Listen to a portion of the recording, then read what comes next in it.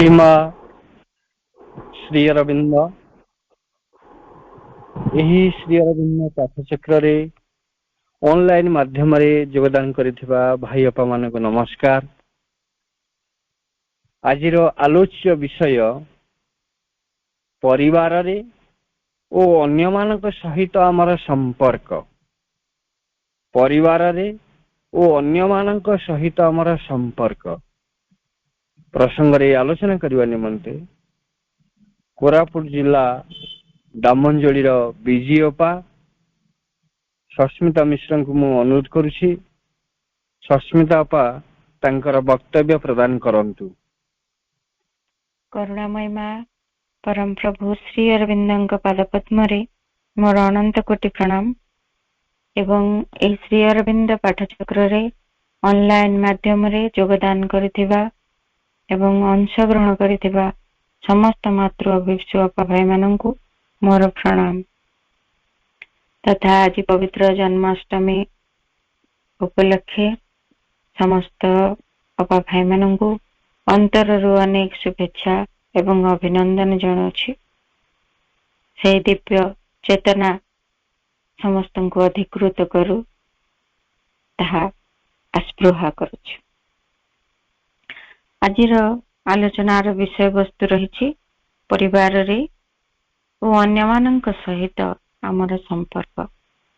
परमेश्वरंकर ए सुंदर सृष्टि रे अनेक उद्भिद अच्छन्ति, जीवजंतु अच्छन्ति, पशु पक्षी अच्छन्ति, मनीष माने भी अच्छन्ति। समस्तंक भितर किंतु मनीष ए जगत सर्वश्रेष्ठ है कि रही से मध्य जानिछि केमिति से सृष्टि रे श्रेष्ठ है कि रहिबो से प्रयास से करुछि। समस्त को निज कर्तृत्व भितर रखिछि, निज इच्छा अनुसार समस्त को व्यवहार करुछि। सृष्टि रे से तार बुद्धि तार जो पारदर्शिता रही द्वारा से समस्त को निज आयत्ताधीन करिबारे सक्षम होइछे। किंतु आमे देखिबा को पाइबा ये सब सत्वे भी से तार ये जो मानव गोष्ठी भितरे परस्पर भितरे परिवार भितरे शांति सौहार्द्य रक्षा करके संगतिपूर्ण जीवन टे निर्वाह करिबा पाई आज मध्य असमर्थ। विभिन्न व्यक्ति सहित तार जो संपर्क परिवार जहा भगवान आमको देइछन्ति से परिवार रे प्रतिटी सदस्यंक सहित प्रत्येकंकर संपर्क ये सब यथारीति रक्षा हो पारुनी। विभिन्न अप्रीतिकर परिस्थिति सब ताकु ने सृष्टि होछि। ताहले एई सब प्रकार जो संपर्क गुड़िक गढ़ी उठी एई जो प्रकार रे जहा गति करुछि जो भले धारा रे सब चली ताहा यथार्थ नुहे। केमिति संपर्कटे रहिबो कौन दोष त्रुटि गुड़िक आम चेतना रे अछि जो गुड़िक संशोधन करने को पड़िबो, सुधारिबा को पड़िबो।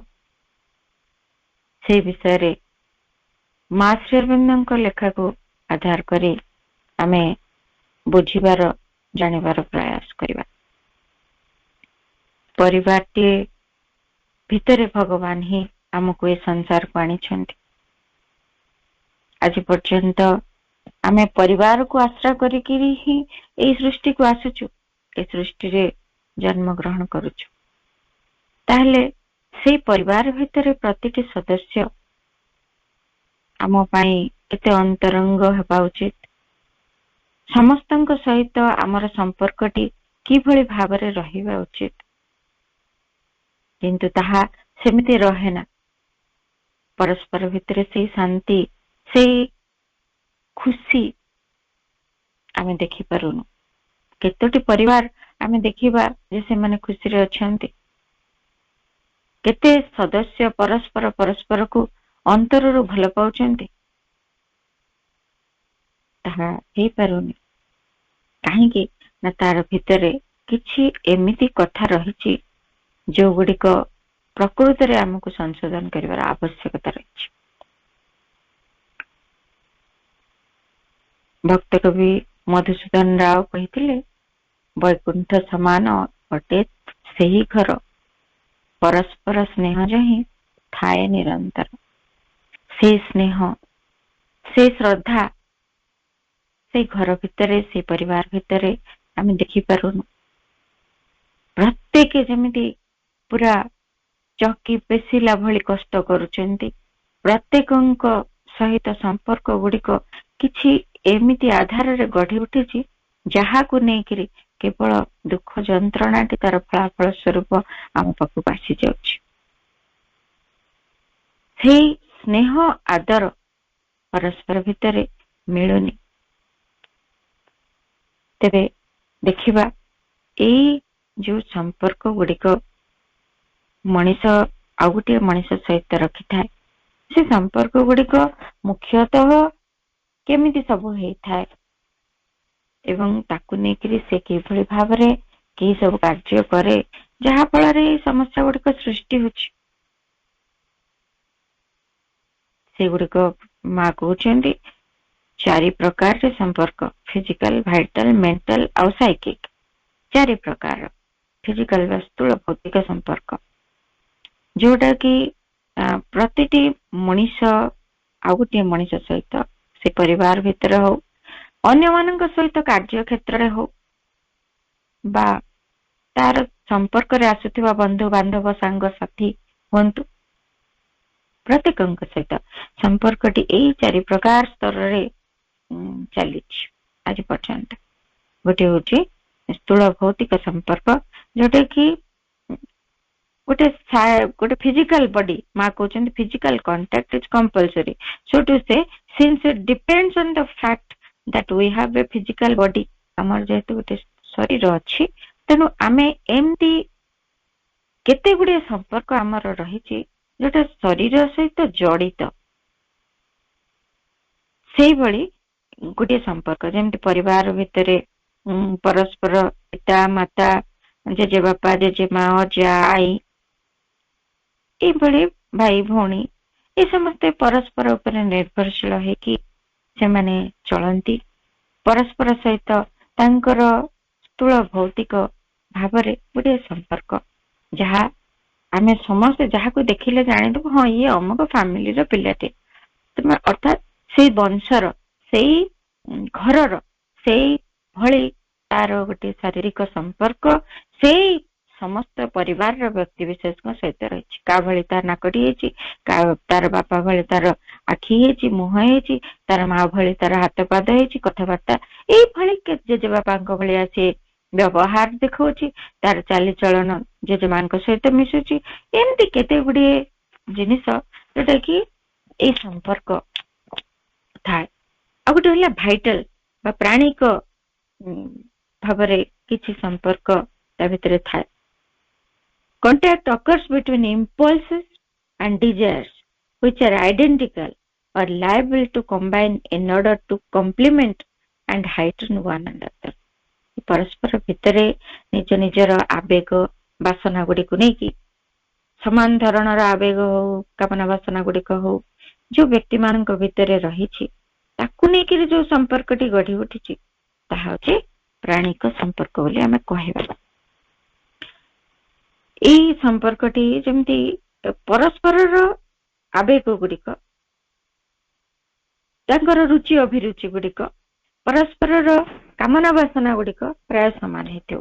ଏମିତି କିଛି ଧରଣର ଧର ଯୋଉ କିଛି ସାଙ୍ଗସାଥି ହେଲେ, କିଛି ଆମର ପାରିବାରିକ ସାଙ୍ଗସାଥି ହୁଅନ୍ତୁ, ବ୍ୟକ୍ତିଗତ ସାଙ୍ଗସାଥି ହୁଅନ୍ତୁ, ସେମାନଙ୍କ କିଛି ପରସ୍ପର ଭିତରେ ତାଙ୍କର ଏମିତି ରୁଚି ଗୁଡିକ ଏକା ଏକା ଥାଏ। ଯେମିତି ଜଣଙ୍କର କାହାର ଚିତ୍ର କଳାରେ ରୁଚି ରହିଲା, ସେ କେତେ ଜଣ ଆର୍ଟିଷ୍ଟ ତାର ସାଙ୍ଗ, କାହାର କବିତା ଲେଖିବାର ରୁଚି, କେତେ ଜଣ କବି ବା ଲେଖକ, ଏମାନେ ତାର ସମ୍ପର୍କ ତାଙ୍କ ସହିତ ତାର ଗଢି ଉଠିଲା। ସେମିତି କେତେ ଜଣ ଅଛନ୍ତି, ଯେମିତି ମଦ୍ୟପ ମାନେ ତାଙ୍କର ସାଙ୍ଗସାଥି ଖୋଜିଲେ, ଯେମିତି ଖେଳାଳି ମାନେ ତାଙ୍କ ସାଙ୍ଗସାଥି, ଏମିତି ବିଭିନ୍ନ ପ୍ରକାରର ପ୍ରାଣିକ ଆବେଗ ଆଉ ପ୍ରାଣିକ ବାସନା ଗୁଡିକ ଧରି ରଖିଥିବା କିଛି ବ୍ୟକ୍ତି ଏକତ୍ରିତ ଯୋଉ ସମ୍ପର୍କ ଗଢି ଉଠୁଛି ତାର ପ୍ରାଣିକ ସମ୍ପର୍କ। ସେମିତି ମେଣ୍ଟାଲ ବା ମାନସିକ ସମ୍ପର୍କ ଗୁଡିକ କେମିତି? ମାନସିକ ସମ୍ପର୍କ ଯୋଉଟା କେତେକ ମଣିଷଙ୍କ ସହିତ ଯୋଉମାନଙ୍କର ଆମ ଭଳି ଅନୁରୂପ ମାନସିକ କ୍ଷମତା ଆଉ ଆଗ୍ରହ ଗୁଡିକ ରହିଛି, ଅର୍ଥାତ୍ ସମାନ ଧରଣର ଚିନ୍ତା, ସମାନ କଥାବାର୍ତ୍ତା, ଏମିତି ସମାନ ଧରଣର କିଛି ବୌଦ୍ଧିକ କାର୍ଯ୍ୟକଳାପ, ସେଇଗୁଡିକ ପ୍ରତି ଆଗ୍ରହ, ସେଇ କଥା ଗୁଡିକ ଯୋଉମାନଙ୍କର ରହିଛି ସେମାନେ ସବୁ ଏକାଠି ହେଲେ। ଏମିତି ଭାବରେ ସେଇ ଯେମିତି ହେଲେ ବୈଜ୍ଞାନିକ 2 ଜଣ ହେଲେ, ସେମାନେ ସେଇ ରୁଚି ଏକା ତାଙ୍କ ଭିତରେ, ଇଣ୍ଟେଲିଜେନ୍ସ ତାଙ୍କର ପରସ୍ପର ଭିତରେ ସେୟାର କଲେ, ସେମାନେ ସେଇ ପ୍ରକାର ଗୋଟେ ସମ୍ପର୍କ ତାଙ୍କ ଭିତରେ ଗଢି ଉଠେ। ସେମିତି ସାଇକିକ ସମ୍ପର୍କ ଗୋଟେ ଅଛି ବା ଚୈତିକ ସମ୍ପର୍କ ଗୋଟେ ଅଛି, ଯୋଉମାନେ କି ଏକ ହିଁ ଅଭିପ୍ସା ବା ସ୍ପୃହା ନେଇକିରି କିଛି ଲୋକ ପରସ୍ପର ସହିତ ସମ୍ପର୍କିତ ହେଇଥାନ୍ତି, ତାକୁ ଆମେ କହିବା ଚୈତିକ ସମ୍ପର୍କ। ଯାହାକି ଚୈତ୍ୟ ସମ୍ପର୍କ ଅନ୍ତର ଭିତରୁ ସେମାନଙ୍କର ଗୋଟିଏ ପ୍ରକାର ସମ୍ପର୍କ ଗଢି ଉଠିଛି। ଚୈତ୍ୟ ସତ୍ତା ତରଫରୁ ସେଇ ସମାନ ଆସ୍ପୃହା, ସମାନ ଅଭିପ୍ସା ଏକୁ ଧରି ସେମାନେ ଏକତ୍ରିତ ହେଇଛନ୍ତି। ଆମେ କହିପାରିବା ଆମେ ପାଠଚକ୍ରର ସଭ୍ୟା ମାନେ ହେଲେ ଆମ ଭିତରେ ଗୋଟେ ସମ୍ପର୍କ ଗଢି ଉଠିଛି। ସେମିତି ଯେକୌଣସି ଗୋଷ୍ଠୀ ଭିତରୁ ସମାନ ଆସ୍ପୃହାଶୀଳ ବ୍ୟକ୍ତି ମାନେ ଯୋଉ ସମ୍ପର୍କ ପରସ୍ପର ଭିତରେ ରଖିଥାନ୍ତି, ତାକୁ ଆମେ ଏଇ ଚୈତ୍ୟ ସମ୍ପର୍କ ଭିତରେ ଅନ୍ତର୍ଭୁକ୍ତ କରିପାରିବା। ତେବେ ଏଇଗୁଡିକ ସବୁ ସମ୍ପର୍କ ଯେତେ ପରିବାର ଭିତରେ ହଉ, ବନ୍ଧୁ ବାନ୍ଧବ, ସାଙ୍ଗସାଥି ସମସ୍ତଙ୍କ ଭିତରେ ଦେଇକିରି ଏମିତି ଧାରାରେ ସମ୍ପର୍କ ଗୁଡିକ ଯୋଡି ହେଇକି ରହିଛି। ପରିବାର ଭିତରେ ମଧ୍ୟ ଠିକ ସେମିତି ହୁଏ। ଆମେ ଦେଖୁ କାହା ସହିତ ଆମର କିଭଳି ସମ୍ପର୍କ, ଆମେ କେମିତି ଭାବରେ ସେ ସମ୍ପର୍କକୁ ଗ୍ରହଣ କରୁଛୁ ଏବଂ ତା ସହିତ କେମିତି ଆମର ବ୍ୟବହାର ଗୁଡିକ ରହୁଛି, ତାକୁ ନେଇକରି ଆମେ ସମ୍ପର୍କଟିକୁ କେମିତି ଧରି ରଖୁଛୁ ବା ତାକୁ ଆମ ଭିତରେ ମନାନ୍ତର ମତାନ୍ତର ସୃଷ୍ଟି ହଉଛି, ତାକୁ ନେଇକରି ଆମର ସମସ୍ତ ସମସ୍ୟା ବି ହେଇଥାଏ।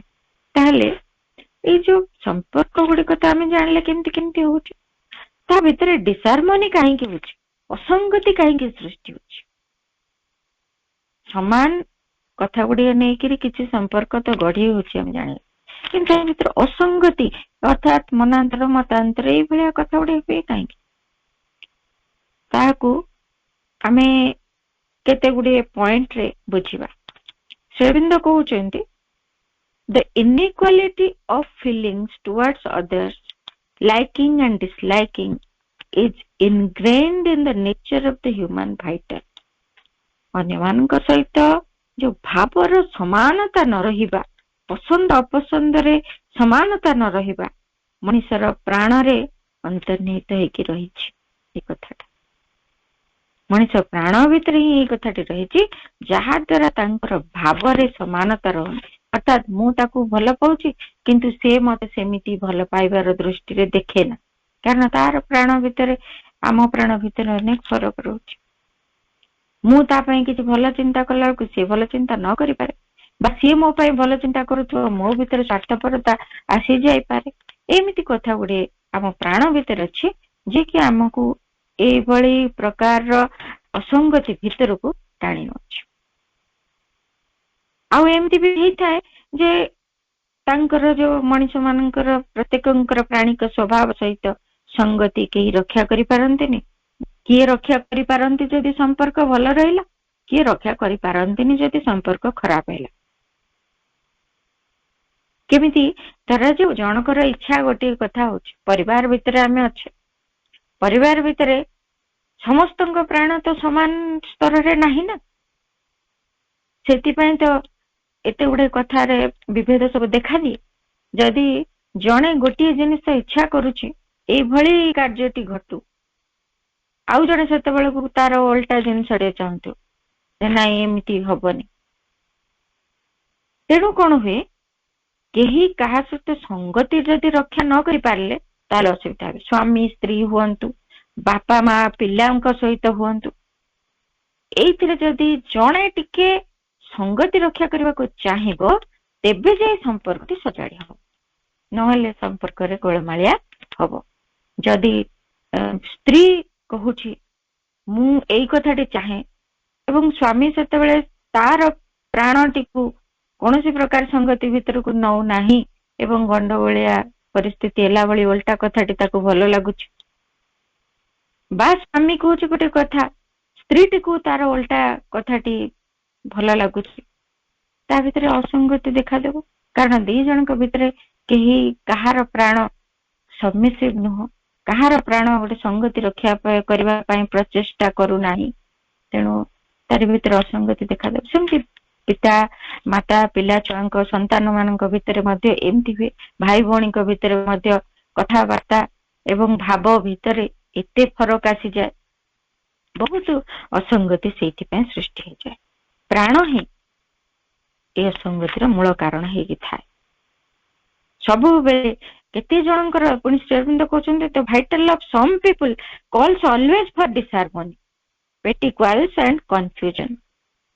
କେତେକ ଲୋକଙ୍କର ପ୍ରାଣଟି କଣ ହେଇଥାଏ ନା ସବୁବେଳେ ପ୍ରାଣସତ୍ତାଟି ସବୁବେଳେ ଅସଙ୍ଗତିକୁ ଡାକି ଆଣେ, ଦ୍ୱନ୍ଦ୍ୱକୁ ଡାକି ଆଣିବ, କଳହକୁ ସବୁବେଳେ ଆମନ୍ତ୍ରଣ କରୁଥିବ, ଏମିତି କଣ୍ଡିସନ ଅଛି। ତେଣୁ ଆମେ ଦେଖିଛେ ପରିବାର ଭିତରେ ଯେତେ ଜଣ ବହୁତ ଜଣ ମଧ୍ୟ ସଜାଡି ହେବାକୁ ଚେଷ୍ଟା କରୁଥିବେ, ଜଣେ ତା ଭିତରୁ କହନ୍ତିନି ଆମର ଗୋଟିଏ ସୁନ୍ଦର କଥାଟି ଅଛି ଯେ କାଳିଜାଇର ଭିନେ ଗୋଠ, ସେ ଥିବ ଘର ଭିତରେ, ସିଏ ଗୋଟିଏ କଥା ଅଲଗା ଚାହୁଁଥିବ। ତେଣୁ କଣ କରିବ, ସମସ୍ତେ ଗୋଟିଏ କଥା ଚାହିଁଲା ବେଳକୁ ସିଏ ଗୋଟେ ଅଲଗା ଆଡେ ତାର ମୁହଁ, ଅଲଗା କଥା ଭାବିଲାଣି, ଗଣ୍ଡଗୋଳିଆ କରିବ, ସେ କଥାକୁ ଗ୍ରହଣ କରିବନି, ତାହାର ନିଜସ୍ୱ ସେ ଦାବି କରିବ, ନିଜର ଇମ୍ପୋର୍ଟାନ୍ସ, ନିଜର ଇଚ୍ଛା, ନିଜର ସମସ୍ତ କର୍ତ୍ତୃତ୍ୱ, ନିଜର ଅଧିକାର ସେ ଚାହିଁବ, ସେ କୌଣସି ପ୍ରକାର କାହା ସହିତ ସହମତ ହବନି। କେତେ ଲୋକଙ୍କର ଏମିତି ଥାଏ, ତାଙ୍କ ପ୍ରାଣଟି ଏଇ ପ୍ରକାର ପ୍ରାବଲ୍ୟ ତା ଭିତରେ ଧାରଣ କରିଥାଏ, ଯାହା ଫଳରେ କଣ ହୁଏ ଛୋଟ ଛୋଟ କଥାରେ କଳହ, ଦ୍ୱନ୍ଦ୍ୱ ଆଉ ବିଭିନ୍ନ ପ୍ରକାର ଅସଙ୍ଗତିକୁ ଡାକି ଆଣେ। କେତେ ଲୋକଙ୍କର ପ୍ରାଣ ଏମିତି ଭାବରେ ଥାଏ, ତାଙ୍କ ଭିତରେ ଏମିତି ଗୋଟେ ପ୍ରକାର ମାନିଆ ଥାଏ। ତାହା ବି ଶ୍ରୀଅରବିନ୍ଦ କହୁଛନ୍ତି ସବୁବେଳେ ଅନ୍ୟମାନେ ମୋ ବିରୁଦ୍ଧରେ କହୁଛନ୍ତି, କାରଣ ମୁଁ ଯାହା କହୁଛି ସେ କେହି ମାନୁନାହାନ୍ତି ନା, ତେଣୁ ଅନ୍ୟମାନେ ମୋ ବିରୁଦ୍ଧରେ ଅଛନ୍ତି ବୋଲି ତାର ଗୋଟେ ମାନିଆ, ତା ଭିତରେ ଗୋଟେ ପ୍ରକାରର ଉନ୍ମାଦନା ଭଳିଆ ଗୋଟେ ଅବସ୍ଥା ଥିବ, ଆଉ ସେ ବିଶ୍ୱାସ କରୁଥିବ ଯେ ସମସ୍ତେ ମୋ ବିରୋଧରେ ଅଛନ୍ତି, କେହି ମତେ ଭଲ ପାଉନାହାନ୍ତି। ପରିବାର ଭିତରେ ଏମିତି ଜଣ ଜଣଙ୍କ ପାଇଁ ମଧ୍ୟ ଅସଙ୍ଗତି ହୁଏ ଏବଂ କର୍ମକ୍ଷେତ୍ରରେ ମଧ୍ୟ ସେଇ କଥା, ବନ୍ଧୁ ବାନ୍ଧବ ସାଙ୍ଗସାଥୀଙ୍କ ମେଳରେ ମଧ୍ୟ ଏମିତି କିଛି ବ୍ୟକ୍ତି ଥାନ୍ତି ଯୋଉମାନଙ୍କର ପ୍ରାଣର ଏଇ ପ୍ରକାର ପ୍ରକୃତି ଯୋଗୁ ସମସ୍ତ ଗଣ୍ଡଗୋଳ ବା ଦ୍ୱନ୍ଦ୍ୱ କଳହ ଏସବୁର ସୂତ୍ରପାତ ହେଇଥାଏ, ଶାନ୍ତି ରହେ ନାହିଁ, ସମ୍ପର୍କ ଖରାପ ହୁଏ। ତାହେଲେ ଏଇ ସବୁ ଅସଙ୍ଗତିର ମୂଳ ଉତ୍ସ ଆମେ ଜାଣିଲେ ଯେ ଆମ ପ୍ରାଣ ସତ୍ତା ଭିତରେ ଅଛି। ତା ଭିତରୁ ଆମେ ଜଣେ ହେଇଥାଇପାରୁ ସେଭଳି ବ୍ୟକ୍ତି ଯିଏକି ଆମେ ପରିବାରଟିକୁ ନଷ୍ଟ ବି କରୁ, ପରିବାର ଭିତରେ ବିଭିନ୍ନ ପ୍ରକାର ଅସଙ୍ଗତିର ମୂଳ କାରଣ ହେଇଥାଇପାରୁ, ବା ଆମ ପରିବାରରେ ଏମିତି ଆଉ ଜଣେ କିଏ ଥାନ୍ତି, ଦୁଇ ଜଣ ଥାଇପାରନ୍ତି, ଆମ ବନ୍ଧୁ ବାନ୍ଧବ ଭିତରେ ଥାଇପାରନ୍ତି, ଏମିତି କଥା ଗୁଡେ ଘଟେ। ତେଣୁ କିନ୍ତୁ ମୂଳ କାରଣ ହଉଛି ପ୍ରାଣ ସତ୍ତା। ଯାହାର ବି ଯିଏ ବି ଏହାର ବାହକ, ସେ ପ୍ରାଣ ସତ୍ତାର ପ୍ରାବଲ୍ୟକୁ ନେଇ ସେ ଏଭଳି କାଣ୍ଡ ସବୁ କରେ। ଆଉ କେତେ କଥା ଜାଣିବା, ଯେ ସବୁ ଅସଙ୍ଗତି ହଉଛି ଏଇ ପ୍ରାଣ ଯୋଗୁ ହେଲା ଜାଣିଲେ, କିନ୍ତୁ ସେଗୁଡିକର କି ରୂପ ସବୁ ବାହ୍ୟ ଭାବରେ ହେଇଥାଏ, ସେଇ ଯୋଉ ପ୍ରାଣର ଯୋଉ ଗୁଣ ଗୁଡିକ କି ରୂପରେ ଏଇଠି ଅଭିବ୍ୟକ୍ତ ହୁଅନ୍ତି ତାହା ଆମେ ଜାଣିବା। ଗୋଟିଏ ହଉଛି ସଂକୀର୍ଣ୍ଣତା ବା ନ୍ୟାରୋନେସ୍ ବା ୱାନ୍ ସାଇଡେଡନେସ୍। ତାହା କେମିତି ହୁଏ? ସଂକୀର୍ଣ୍ଣତା କଣ? ନ୍ୟାରୋନେସ୍ ଯୋଉଟାକୁ ଆମେ କହୁଛେ ଚେତନାର ସଂକୀର୍ଣ୍ଣତା। ଜଣେ ଅନ୍ୟ ଜଣଙ୍କ ସହ ସଂଗତି ରକ୍ଷା କରିପାରେନି ଯେତେବେଳେ ଯାଏ ଆର ବ୍ୟକ୍ତିଟି ଆମର ନିଜର ଧାରଣା ସହ ଖାପ ଖୁଆଇ ପାରେନି ବା ସହମତି ପ୍ରଦାନ କରେନି, तार मतामत तार कार्यधारा सब आमर मतामत आमर कार्यधारा सबको समर्थन न करती सेतेबेले जाए सीए निजे मानेनी संकीर्ण चिंताधारा अर्थात जेतेबेले परिवार भितर कौन सी कथाटी गोटे निष्पत्ति समस्ते मिलमिशिकी नियंती किसी गोटे कार्य करा जाए बा किसी गोटे डिसीजन नबार अच्छी निष्पत्ति नबार अच्छी किसी गोटे गुरुत्वपूर्ण कार्यटी संगठित हब तेणु समस्ते तारी भितर बसिले कथबार्ता हेले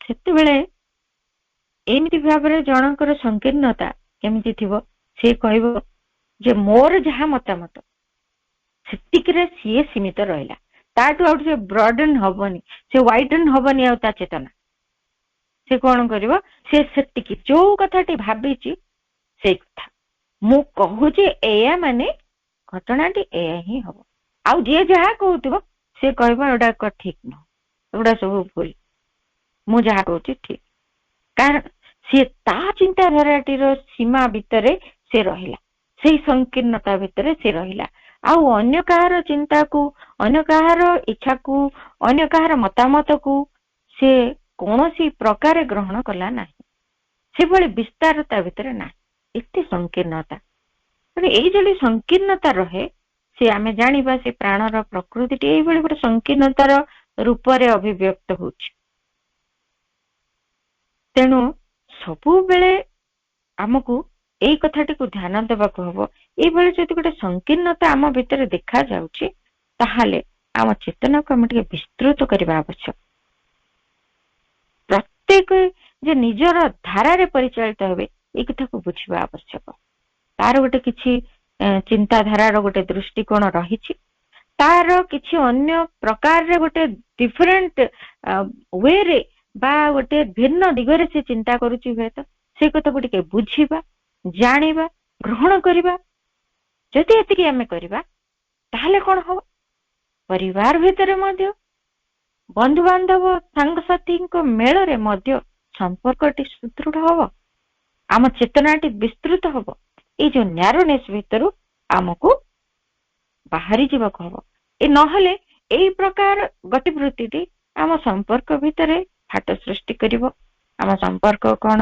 आम भितर गोटे शांति सुख केबे भी आनी देबो नाही तेणु प्रत्येक जो व्यक्तिगत इच्छा को लेकिन आमको बुझा को हम ता भीतर केमती गोटे संगति रक्षा करने को हम आम कहबानी यहाँ तार दायित्व से संगति आणव सी बुझीब सी बुझिलानी आम प्रत्येक आर जन को दोष लदु ये भी आमर संकीर्णता कारण आम आम धारणाटी बद्धमूल होगी रही तारी सीमा भितर तारी गंडी भितर आम बाहर को बाहरुनु एटा होची आमर संकीर्णता ए जो संकीर्णता ए भितरे हमको बुझिबा कहबो अन्य मानकर भी किछि इच्छा रहिछि अन्य मानकर भी किछि मतामत रहिछि भिन्न दृष्टिकोण रहिछि सेई गुडी को हमको बुझिबा को चेष्टा करबा को हेले आम कॉन्शियसनेस ता वाइडन हबो आम चेतनाटी विस्तृति लाभ करिवो ए संकीर्णता भितरु बाहरिवो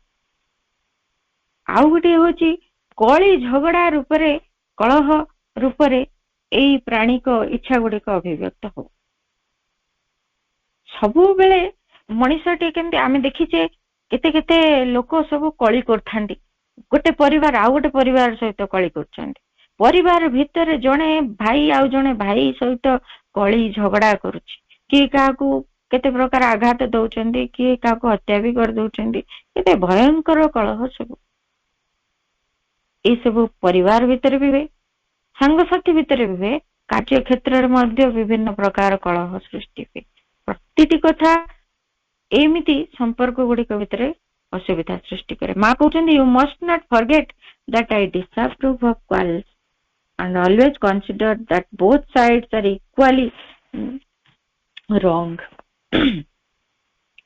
माँ कहते केबे भी तुम्हें भूली जाओ मुई कलह को केबे भी स्वीकृति दिएनी एवं ये जो कलह लगी थाए आमे सब बेले कहू जणे कहू जे आर जन को भूल अच्छी आमे जदि परिवार भितर कहा सहित कलह कलु कि आमर संपर्क सांगसाथी बंधु बांधव भितर कहा सहित कलह कलु आमे कहू सी भूल थिला ताकू मु कहवा जरूरी थिला एवं मु ताकू कहले सेठी लागी आज रे झगड़ा आमे साबित करूछु जे मु ठीक अछि मां कहउछन्ते उभय पक्ष भूल मु भी भूल से भी भूल खाली सी भूल कही मु जो एस्केप करि जाउची सेटा मोर संकीर्णता भितर मते बाहरिबा को मते तारे भितरे बुझिबा को हबो जे मु मध्ये समान परिमाण रे दोषी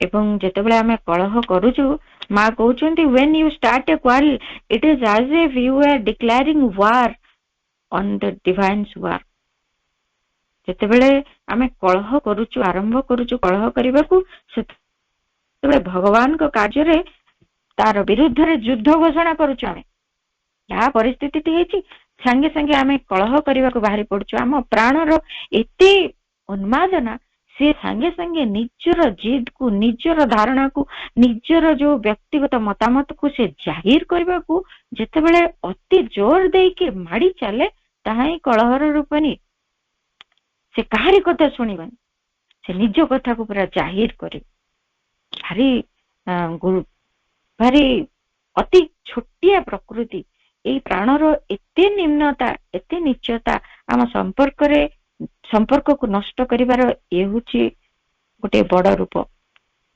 तार आ गोटे हला फॉल्ट फाइंडिंग एंड क्रिटिसिज्म जोटा कि आमे अन्य मानकर सब बेले दोष खोजी चलीछु से कौन कला ये कौन कला यार ये गुणटा खराब तार से गुणटा खराब एवं तो समालोचना करिवार लागिछु हमर एटा भारी गोटे खराब गुण आम प्राण एथरे भारी आनंद पाए से भारी खुशी हुए आउ सबु बेले आमको एई बोध आसु थाए आम भितरे जे मु ठीक अछि सेठी पय तो 10 जनक भूल खोजुछु आमे तार टिके कोटे भूल देखले आमे संगे संगे कहूछु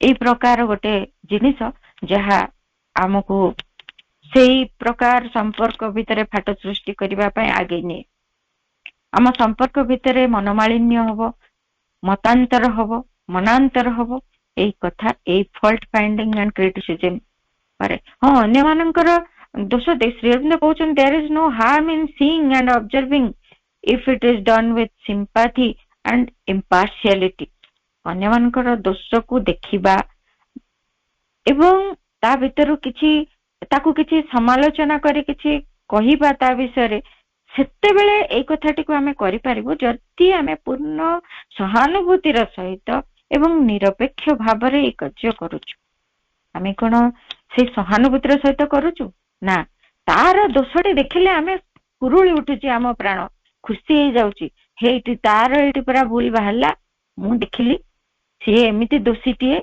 से एमिति पापीटीए से एमिति असुविधा करूची ताको जणा नै आमे एमिति सब करूछु बा अन्य दोष को सुधारिबा पय आमे पूरा लागि पड़छु तुमे ए कार्यटी एमिति करो से कार्यटी सेमिति करो एटा एमिति करबा कथा सेटा एमिति न करबा कथा एगुडी को आम भितरे ही आमको आमर अहं भाव रे बहुत बहुत आउरी फुले नउचंती आमर अहं को आउरी आउरी मोटा करूचंती आमर प्राणर जो अहंकार ताको एमाने बलशाली करूचंती एई भली कार्य गुडिक आम भितरे से सहानुभूति नाही कि निरपेक्ष ही देखिबा भी नाही वास्तविक से कार्यटी को दृष्टि रु करिछि कोन गोटे असुविधा थाई पारे ता भितरे कोन गोटे से जानि पारुनी कि बुझी पारुनी एई प्रकार रे निरपेक्षता आम भितरे नाही दोषटे देखि देले आम भितरे कि गोटे खुशी हे जाउछि तेणु आमे सेई प्रकार कंडीशन रे आमे कहार दोष खोजिबा ताकू समालोचना करिबा आम पय उचित नह आमर कोन निजर भूल नाही कि श्री अरविंद कहउछन्ती has not each man has his own faults प्रत्येक मनुष्यता निजर किछि दोष त्रुटि नाही कि why should he be so eager to find fault with others and condemn them जदि मनुष्य भीतर कोन दोष नाही ସମସ୍ତଙ୍କ ଭିତରେ ଦୋଷ ତ୍ରୁଟି ଅଛି। କାହିଁ ଜଣେ ଏତେ ବ୍ୟଗ୍ର ଅନ୍ୟ ଜଣଙ୍କ ଭିତରେ ଦୋଷଟି ଦେଖିବି ଏବଂ ତାକୁ ହଇରାଣ କରିଦେବି, ସେଠି ନେଇକି ତାକୁ ସମାଲୋଚନା କରିବି, ତାକୁ ବିଭିନ୍ନ କଥା କହିବି, ତାକୁ ବହୁତ ଆକ୍ଷେପ କରିବି, ଏସବୁର ମାନେ କଣ ଅଛି? ତେଣୁ କୌଣସି ସମୟରେ ନିଜର ଏଇଭଳିଆ ଯୋଉ ଗୋଟେ ପ୍ରବୃତ୍ତି ତାକୁ ଆମେ ପ୍ରଶ୍ରୟ ଦବାନି, ଯାହାକି ସମ୍ପର୍କକୁ ନଷ୍ଟ କରିବ ପରିବାର ଭିତରେ ଏବଂ ସମସ୍ତ କ୍ଷେତ୍ରରେ ଆମର ସବୁ କିଛି ସମ୍ପର୍କକୁ ଏହା ଖରାପ କରିଦବ। ଆଉ ଆମର ଏମିତି ଅହଙ୍କାର ଥାଏ, ସମସ୍ତଙ୍କ ଭିତରେ ସେ ଦୋଷ ଖୋଜିବାକୁ ସେ ଆଗେଇ ପଡେ ଏବଂ ସେଇ ବିଷୟରେ କଥାବାର୍ତ୍ତା କରିକିରି ସେ ସମସ୍ତଙ୍କୁ କହିବି ବୁଲେ ଯେ ଏମିତି ଏମିତି କଥା। ଆଉ ଗୋଟିଏ ଜିନିଷ ଥାଏ ଯେ ମଣିଷ ସବୁବେଳେ ଅନ୍ୟ ଜଣକୁ ସାହାଯ୍ୟ କରିବା ପାଇଁ ମଧ୍ୟ ଆଗେଇ ଆସେ।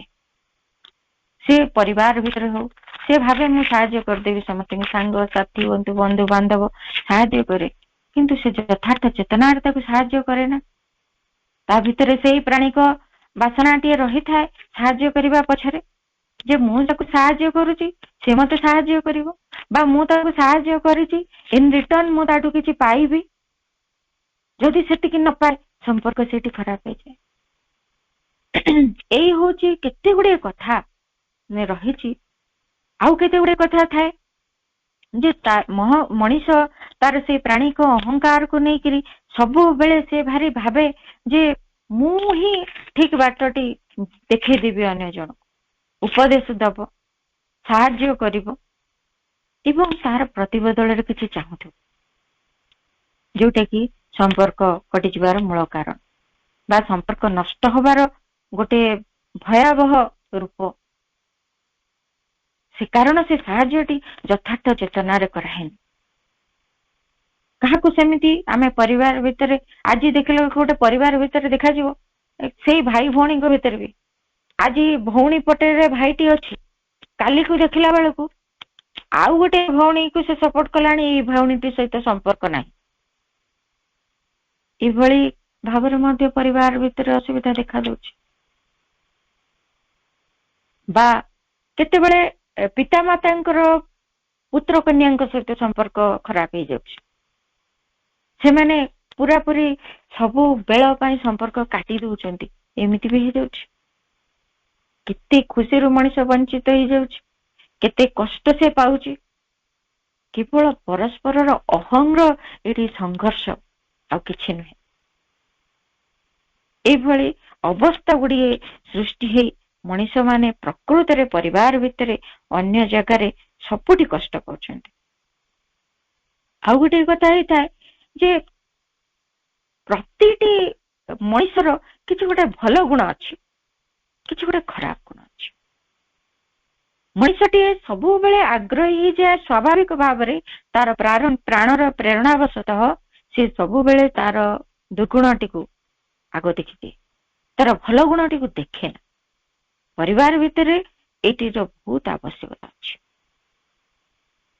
କୌଣସି ଗୋଟିଏ ଜିନିଷ ଧରାଯାଉ ଆମେ କହିବା ମୁଁ ପରିବାରର ମୁଖ୍ୟ, ମୁଁ ଗୋଟେ କଥା କହିବି ସେଟା ସମସ୍ତେ ମାନିବାକୁ ବାଧ୍ୟ। ନିଶ୍ଚିତ ଭାବରେ ଏଇଟା ଗୋଟେ ଭଲ ଆଦର୍ଶ, କିନ୍ତୁ ସେଇ ଆଦର୍ଶଟି ଆମେ ମଧ୍ୟ ସବୁ ସ୍ଥାନରେ ପାଳିଥିବା ଦରକାର। ଆମେ ଯଦି ସବୁଠି ପାଳି ନଥିବା, ଆମେ କେମିତି ଅନ୍ୟମାନଙ୍କ ଉପରେ ତାହା ଆରୋପ କରିପାରିବା? ଆମେ ତାର ଯଦି ମୂର୍ତ୍ତିମନ୍ତ ଆଦର୍ଶ ହେଇଥିବା ପରିବାର ଭିତରେ, ତାହେଲେ ଅଟୋମେଟିକାଲି ସେଇ ଜିନିଷଟି ସମସ୍ତଙ୍କ ଭିତରକୁ ସଂକ୍ରମିତ ହେଇଯିବ। ତେଣୁ ପ୍ରଥମ କଥା ଯାହା ମା ଶ୍ରୀ ଅରବିନ୍ଦ କହିଛନ୍ତି ଯେ ନିଜକୁ ସେଇ ଆଦର୍ଶ ହବାକୁ ପଡିବ। ଅନ୍ୟମାନେ ହଉନାହାନ୍ତି ବୋଲି କହିବା ଉଚିତ ନୁହେଁ, ନିଜକୁ ସେଇଭଳି ଆଦର୍ଶରେ ଗଢିବାକୁ ପଡିବ, ଯାହା ଫଳରେ ପରିବାର ଭିତରେ ସମସ୍ତେ ସେଇ ଆଦର୍ଶଟି ଦ୍ଵାରା ଅନୁପ୍ରାଣିତ ହେଇଯିବେ, ପରସ୍ପର ଭିତରେ ସେଇ ସମ୍ବନ୍ଧିତ ହେଇଯିବେ, ଏମିତି ସେଇ ସଂଗତିକୁ ନେଇକିରି ତାହା ସ୍ୱତଃ ପ୍ରବୃତ୍ତ ଭାବରେ ଗଢି ଉଠିବ। ଆଉ ଆମେ ଯଦି ଆମର ଅହଂକୁ ଧରିକି ରହିଥିବୁ, ଆହୁରି ମଧ୍ୟ ହୁଏ ପରିବାର ଭିତରେ ଯେତେବେଳେ ପାଳନ ପୋଷଣ କରୁ, ଆମେ ପୁତ୍ର କନ୍ୟା ହୁଅନ୍ତୁ ସେମାନଙ୍କୁ ପାଳୁଥାଉ, ଏଣେ ଆମର ବୟୋଜ୍ୟେଷ୍ଠ ମାନେ ଅଛନ୍ତି, ପିତା ମାତା ଅଛନ୍ତି, ବା ବଡ ଭାଇ ଭଉଣୀ ସବୁ ଅଛନ୍ତି, ଆମଠୁ ବଡ ମାନେ ଅଛନ୍ତି, ଏଣେ ସାନମାନଙ୍କୁ ଆମେ ଗଢୁଛୁ, ବଡମାନଙ୍କ ସହିତ ଆମ ସମ୍ପର୍କ ରହିଛି। ତାରି ଭିତରେ କେମିତି ଗୋଟେ ସୁନ୍ଦର ସାମଞ୍ଜସ୍ୟ, କେମିତି ଗୋଟେ ସଂଗତି ରହିବା ଦରକାର, ତାହା ମଧ୍ୟ ଆମକୁ ଶିଖିବାକୁ ପଡିବ।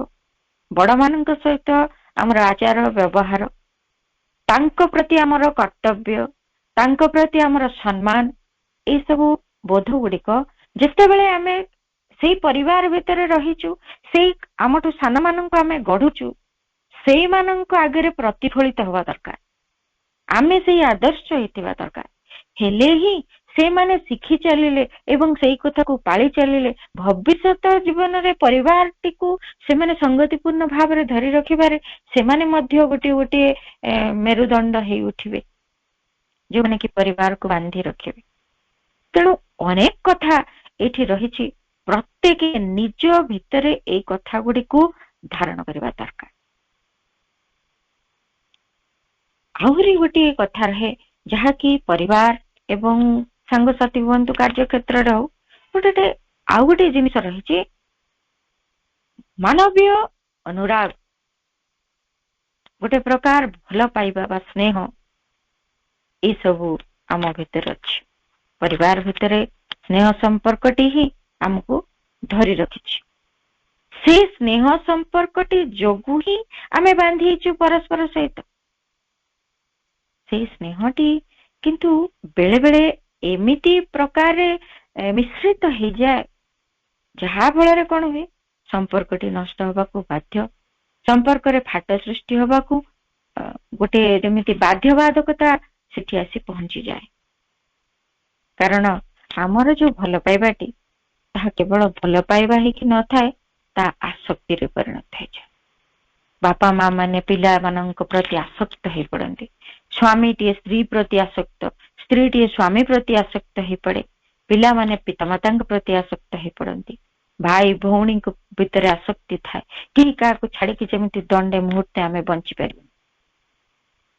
ପରିବାର ଭିତରେ ରହିବା, କିନ୍ତୁ ପରିବାର ଭିତରେ ରହିବାର ଅର୍ଥ ଏହା ନୁହେଁ ଯେ ପରସ୍ପର ଉପରେ ଆମେ ଖାଲି ନିର୍ଭରଶୀଳ ହେଇକି ରହିବା, କିନ୍ତୁ ଆମେ ତା ଉପରେ ସିଏ ନହେଲେ ଯେ ଆମେ ଚଳିପାରିବାନି, ଏଇ ଭାବଟି ଆମର ଯେମିତି ନ ରହେ। ଏହା ଆସକ୍ତି। ଆସକ୍ତି କେମିତି ଜାଣିବା? ଯଦି ତାଠୁ ଦୂରେଇ ରହିଲେ ଆମକୁ କଷ୍ଟ ହଉଛି। ମଣିଷଟିଏ ମଣିଷ ସହିତ ସମ୍ପର୍କ, ସେ ସାଙ୍ଗଟିଏ ହେଇଥାଉ, ପରିବାର ସଦସ୍ୟଟିଏ ହେଇଥାଉ, ବା ବନ୍ଧୁବାନ୍ଧବର କିଏ ଜଣେ ବ୍ୟକ୍ତି ହେଇଥାନ୍ତୁ, ଯଦି ଠାରୁ ଦୂରେଇ ରହିଲେ ମତେ ବହୁତ କଷ୍ଟ ହଉଛି, ମୁଁ ସହି ପାରୁନି, ତାହେଲେ ତାହା ନିଶ୍ଚିତ ଭାବରେ ଗୋଟେ ଆସକ୍ତି। ତାହାର କଷ୍ଟ ଦେଖିଲେ ମତେ ଅତ୍ୟଧିକ କଷ୍ଟ ହଉଛି, ତାକୁ ମୁଁ ସାହାଯ୍ୟ କରିଦେବି, ତା ସହିତ ମୁଁ ସବୁ ଜଡ଼ିତ ହେଇଯିବି, ସିଏ ଆମର ଛୁଆଟି ହେଇଥାଉ କି ଆମର ବାପା ମା ହେଇଥାନ୍ତୁ। ଆସକ୍ତିର ସହିତ ଯଦି ଆମେ ତାଙ୍କ ସହିତ ଯୋଡି ହେଲୁ, ତାହା ହିଁ ଗୋଟେ ଅପୂର୍ଣ୍ଣତା, ତାହା ହିଁ ଗୋଟେ ଦୋଷ, ଗୋଟେ ତ୍ରୁଟି, ଯାହା ଆମ ସମ୍ପର୍କ ଭିତରେ ରହିଛି। ସେ ଆସକ୍ତିରୁ ଆମକୁ ମୁକ୍ତ ହବାକୁ ପଡିବ। ଆସକ୍ତିଟି ଯଦି ରହିଛି, ସିଏ ଆମକୁ କଦାପି ମଧ୍ୟ ସେ ସମ୍ପର୍କରେ ଶାନ୍ତି, ସୁଖ ବା ଆନନ୍ଦ ଆଣିଦେବ ନାହିଁ।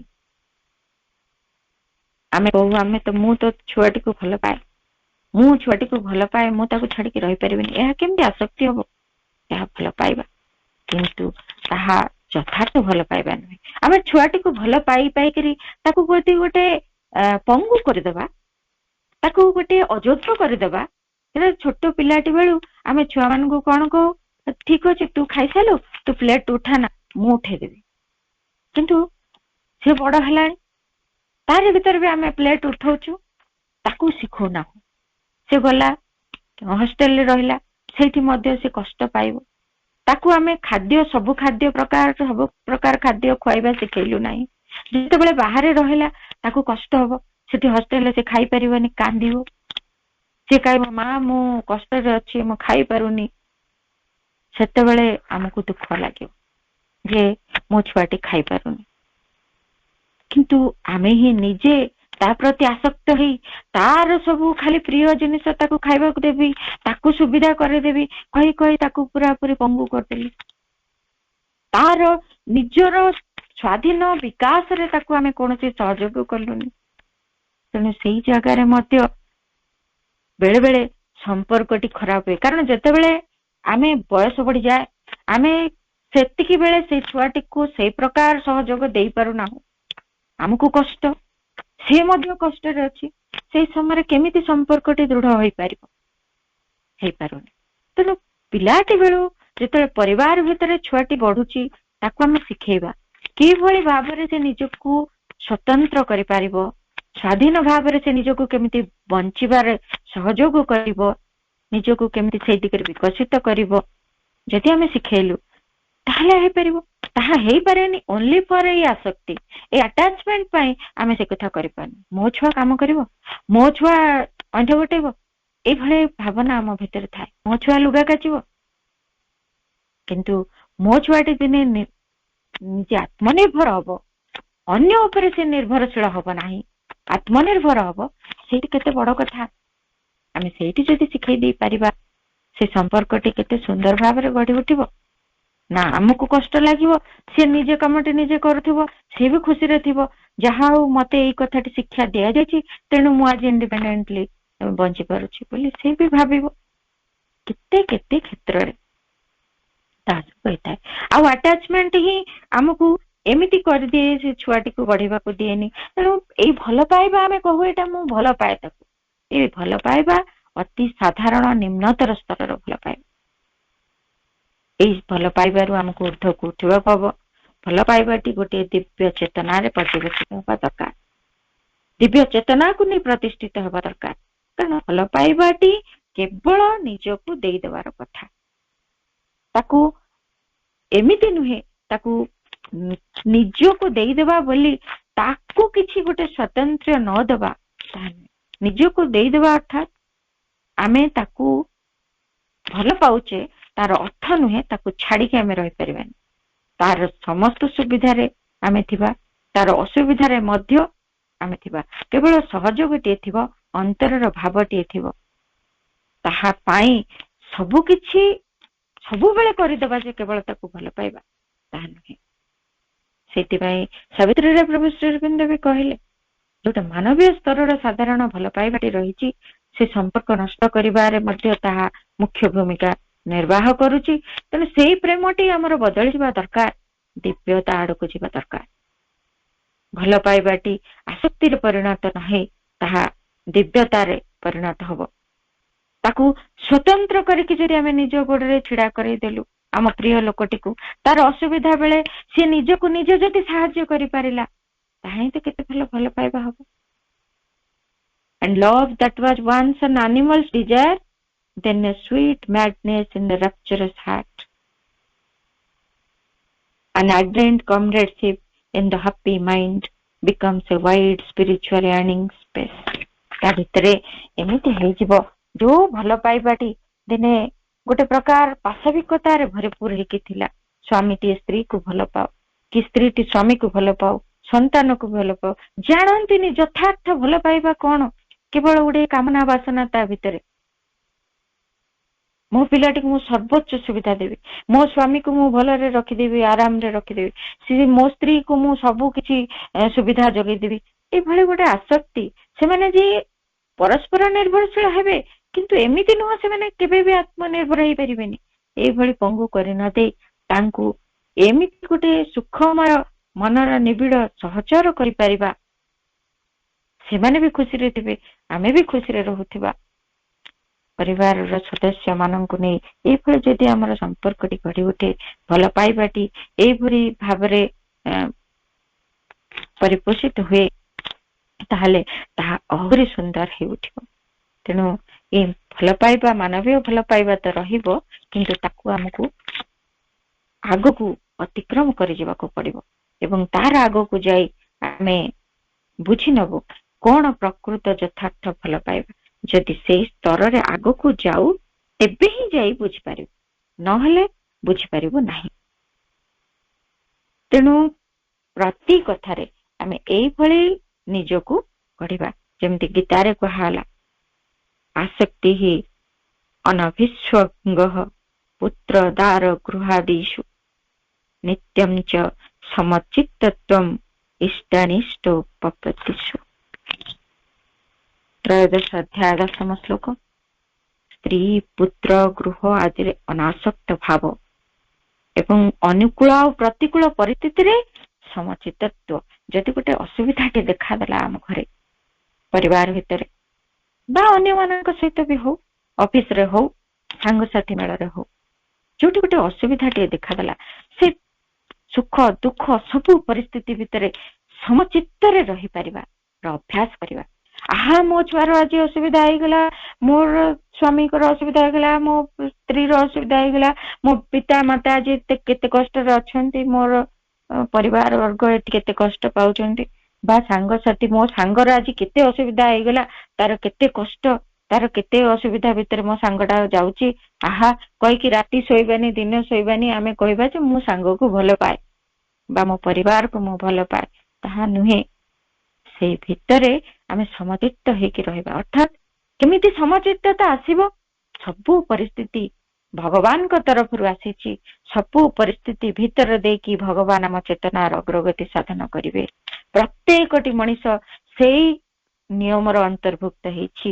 ତେଣୁ ପ୍ରତ୍ୟେକ ପରିସ୍ଥିତି ଭିତରେ ଦେଇକି ଶିଖିବେ, ଶିଖିକି ଅନୁଭୂତି ଲାଭ କରିବେ, ଅନୁଭୂତି ଲାଭରୁ ସେମାନେ ଅଗ୍ରଗତି କରିବେ। ପରିସ୍ଥିତି ସେଇଥିପାଇଁ ଆସିଛି। ତାହାକୁ ସେଇଭଳି ଭାବରେ ଯଦି ଆମେ ଦେଖୁ, ସେଇ ଦୃଷ୍ଟିରେ ବିଚାର କରୁ, ତେବେ ଯାଇକି ଆମ ଭିତରେ ସମଚିତ୍ତତା ଆସିବ। ସେତେବେଳେ ଆମେ ଅଧୀର ହେଇପଡିବୁନି କାହାର କଣ ଅସୁବିଧାଟିଏ ଦେଖିଲେ।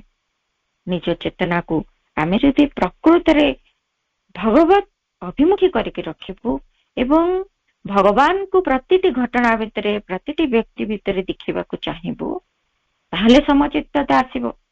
କାରଣ ସେଇ ଭଗବାନ ହିଁ ସମସ୍ତଙ୍କ ଭିତରେ ଅଭିବ୍ୟକ୍ତ ହବାରେ ଲାଗିଛନ୍ତି। ପ୍ରତିଟି ପରିସ୍ଥିତି, ପ୍ରତିଟି ଅନୁଭୂତି ଭିତରେ ଦେଇକି ସେ ନିଜକୁ ଅଧିକରୁ ଅଧିକ ଅଭିବ୍ୟକ୍ତ କରୁଛନ୍ତି ପ୍ରତ୍ୟେକଙ୍କ ଭିତରେ। ଏହା ବ୍ୟତୀତ ଆଉ କିଛି ନୁହେଁ। ଏ ସୃଷ୍ଟି ତ କେବଳ ତାହା ହିଁ। ତେଣୁ ଯଦି ଏଇ କଥାକୁ ଆମେ ଯଥାର୍ଥ ଭାବରେ ଦେଖିପାରୁ, ପ୍ରତ୍ୟକ୍ଷ କରିପାରୁ, ତେବେ ହିଁ ସମଚିତ୍ତତା ଆସିବ। ସେତେବେଳେ ପୁଅଟି ପ୍ରତି ବା ଝିଅଟି ପ୍ରତି ଆସକ୍ତ ହେଇପଡୁନଥିବ ବା ବାପା ମାଙ୍କ ପ୍ରତି ଆସକ୍ତ ହେଇପଡୁନଥିବ। ସେମାନେ ଯେ ଭଗବାନଙ୍କର ଏକ ସ୍ୱତନ୍ତ୍ର ଅଭିବ୍ୟକ୍ତି, ତାହା ଆମେ ବୁଝିପାରିବୁ। ଆତ୍ମାଟିଏ ତାର ଅଗ୍ରଗତି ସାଧନ ନିମିତ୍ତ ଏ ସୃଷ୍ଟିକୁ ଆସିଛି। ମୋର କେବଳ ଦାୟିତ୍ୱଟି ଅଛି ପରିବାରରେ, ଯେହେତୁ ମୁଁ ରହିଛି, ତେଣୁ ଯୋଉ ଦାୟିତ୍ୱଟି ଅଛି ତାକୁ ଯଥାର୍ଥ ଭାବରେ କରିବା ଏବଂ ପ୍ରତିଟି କର୍ମ ଭଗବାନଙ୍କ ନିମନ୍ତେ କରାଯାଉଛି ବୋଲି ଆମ ଭିତରେ ଧାରଣା ରଖିବା, ତାଙ୍କରି ଉଦ୍ଦେଶ୍ୟରେ, ତାଙ୍କରି ପ୍ରୀତ୍ୟର୍ଥେ କରିବା, ପ୍ରତ୍ୟେକଟି ସଦସ୍ୟଙ୍କୁ ତାଙ୍କରି ଅଂଶ ବୋଲି ଜାଣିପାରିବା, ଚିହ୍ନି ପାରିବା, ବୁଝିପାରିବା, ତେବେ ହିଁ ଯାଇକି ଆମ ଭିତରେ ସେଇ ସମଚିତ୍ତ ଆସିବ। ଆମ ଭିତରେ ଆସିଲେ ତାହା ପରିବାରରେ ପ୍ରତିଫଳିତ ହବ ଏବଂ ସମସ୍ତଙ୍କ ଭିତରେ ପ୍ରତିଫଳିତ ହବ। ସେ କାର୍ଯ୍ୟକ୍ଷେତ୍ର ହଉ, ସେ ସାଙ୍ଗସାଥି ମହଲ ହଉ, ଯୋଉଠି ବି ହଉ, କିନ୍ତୁ ଆମ ଭିତରେ ପ୍ରଥମେ ଆସିବା ଦରକାର, ଯାହାକି ପ୍ରତିଫଳିତ ହବ ସମସ୍ତଙ୍କ ଭିତରେ। ତେଣୁ ଆମେ ହେଲେ ମୂଳ କଥା। ପରିବାର ଭିତରେ ସମ୍ପର୍କ ରକ୍ଷା କରିବାର କଥା ହଉ, ଅନ୍ୟମାନଙ୍କ ସହିତ ସମ୍ପର୍କକୁ ସଜାଡ଼ିବାର କଥା ହଉ, ସଂଶୋଧନ କରିବାର କଥା ହଉ, ବାହ୍ୟ ଭାବରେ ତାହା ହବ ନାହିଁ। ଆମ ଭିତରେ ଯଦି ସେଇଠି ସଜାଡି ହେଲା, ତାହେଲେ ସବୁଠି ସବୁ କିଛି ସଜାଡି ହେଇପାରିବ, ନହେଲେ ମୋଟେ ତାହା ସଜାଡି ହେଇପାରିବ ନାହିଁ। ଆଉ ଗୋଟିଏ କଥା ଆମକୁ ରଖିବାକୁ ପଡିବ, ମଣିଷ ମାତ୍ରେ ହିଁ ସମସ୍ତଙ୍କ ଭିତରେ ଭୁଲ ଭ୍ରାନ୍ତି, ଦୋଷ ତ୍ରୁଟି ରହିଥାଏ। ମୋ ଭିତରେ ବି ରହିଛି। ତେଣୁ ସମସ୍ତଙ୍କ ଭିତରେ କେବେ ବି ଆମେ ଦେଖିବାନି ଦୋଷ ଗୁଡିକ, ସବୁବେଳେ ଦେଖୁଥିବା ତାଙ୍କର ଭଲ ଗୁଣ ଗୁଡିକ। ସେମାନେ ଯିଏ ବି ହୁଅନ୍ତୁ ନା କାହିଁକି, ଭଲ ଗୁଣ ଗୁଡିକୁ ଦେଖି ତାଙ୍କୁ ପ୍ରଶଂସା କରିବାକୁ ଭୁଲିବାନି। କେବେ ମଧ୍ୟ ଦୋଷ ଦେଖି ତାଙ୍କୁ ନିନ୍ଦା କରିବାକୁ ଆମେ ଭୁଲୁନେ, ଏ ଅବସ୍ଥା ଆମର ଅଛି। କିନ୍ତୁ ତାଙ୍କର ସୁଗୁଣ ଦେଖିକି ତାଙ୍କୁ ପ୍ରଶଂସା କରିବାକୁ ଭୁଲିବାନି। ଯଦି ଏହା କରିବା, ତାହେଲେ ନିଶ୍ଚିତ ଆମ ପରିବାର ଭିତରେ, ସମସ୍ତଙ୍କ ଭିତରେ ସମ୍ପର୍କଟି ସଜାଡି ହେଇଯିବ। ଅସୁବିଧା ଗୁଡିକ ବେଳେ ସହ୍ୟ କରି ଶିଖିବା, ଏହା ମଧ୍ୟ ବହୁତ ଆବଶ୍ୟକ। ଏବଂ ପ୍ରତିଟି ବ୍ୟକ୍ତି କିଏ ଟିକେ ଆଗରେ ଅଛି, କିଏ ଟିକେ ପଛରେ ଅଛି, ଚେତନାରେ ପ୍ରତ୍ୟେକଙ୍କୁ ସହାୟକ ହବା, କେମିତି ଚେତନାରେ ସେ ଅଗ୍ରଗତି କରିପାରିବ। ଏହା ନୁହେଁ ଯେ ମୁଁ ସମସ୍ତଙ୍କୁ ଖାଲି ସାହାଯ୍ୟ କରିବି ବୋଲି ମାଡିଯିବି, ମତେ ବି ସାହାଯ୍ୟ ଦରକାର। ସେଇ କଥାଟି ମୁଁ ମଧ୍ୟ ଉପଲବ୍ଧି କରିବା ଦରକାର। ମୋର ମଧ୍ୟ ଚେତନାରେ ଅଗ୍ରଗତି ଆବଶ୍ୟକ। ମୁଁ ମଧ୍ୟ ପଛରେ ରହିଛି, ମୋ ଆଗରେ ଅନେକ ଅଛନ୍ତି। ତେଣୁ ମତେ ବି ଅନେକ କିଛି ଦିବ୍ୟତ୍ୱର କଥା ନିଜ ଜୀବନରେ ପାଳିବାର ଆବଶ୍ୟକତା ଅଛି।